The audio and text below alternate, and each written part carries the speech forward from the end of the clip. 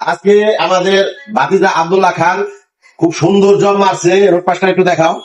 ও প্রতিদিন রোড পাশটা খুবই সুন্দর মারে। আজকে এক জায়গায় একটু উঁচা হয়েছে, তাছাড়া মাশাআল্লাহ আলহামদুলিল্লাহ কেবিন পাশটা তো খুবই সুন্দর মারছে। দাও কেবিন পাশটা দাও, খুবই সুন্দর দেখার মতো। দেখেন আলহামদুলিল্লাহ, সবাই একটু আলহামদুলিল্লাহ বলবেন ভাতিজার জন্য।